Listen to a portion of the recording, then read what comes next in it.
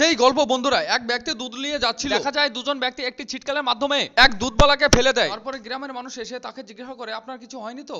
রেগে যেয়ে জিজ্ঞাসা করে, তোমরা এইভাবে গরিব মানুষটাকে ফেলে দিলে কেন? তাদের মধ্যে অনেক তর্ক বিতর্ক হওয়ার পরে প্রথম ওই দুজন জানায়, ঘোষ আমাদের বিষ খাওয়াচ্ছে, এর প্রমাণ আছে আমার কাছে। কয়েকদিন আগে বলেছিলাম ঘোষকে দুধ খেয়ে বাচ্চা পাতলা পায়খানা হচ্ছে, ঘোষ বলেছিল দুধ গাঢ় তাই। তখন এক ব্যক্তি এসে জিজ্ঞাসা করে, আপনার দুধে কোনো ভেজাল আছে নাকি? ঘোষ উত্তর দেয়, না, আসলে এনারা পাতলা দুধ খায়, এই জন্য পেটের সমস্যা। ঠিক আছে, আপনি দুধ দেন, আমি ল্যাবে যে পরীক্ষা করব। তখন তাদেরকে ঘোষ দুধ দেয় না। তারপরে এদের দুজনের সন্দেহ হয়, ঘোষের পিছন পেছন তার বাড়িতে যাওয়া হয়। ঘোষকে দেখে এক জায়গায় লুকিয়ে লুকিয়ে ঘোষ কি করছিল তা দেখছিল। দেখা যায় ঘোষ বিভিন্ন ধরনের কেমিক্যাল পানিতে মিশাচ্ছে। লাঠি দিয়ে নাড়াচাড়া করার পরে দেখা যায় দুধে পরিণত হচ্ছে। তা দেখে এক বন্ধু কাঁদতে লাগে। আরেক বন্ধু বলে, তুই কাঁদছিস কেন? দুধ তো আমার বাচ্চা খায়।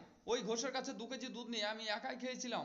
এই ঘোষ গ্রামের প্রতিটা মানুষকে কেমিক্যাল ওয়ালা দুধ খাওয়ায়। তখন দুজনে প্রতিজ্ঞা করে, এই ঘোষ রাস্তা দিয়ে গেলে একটা ব্যবস্থা করাই লাগবে। ঘটনা শোনার পর গ্রামবাসী বলে, আমরা তো সবাই দুধ খেয়ে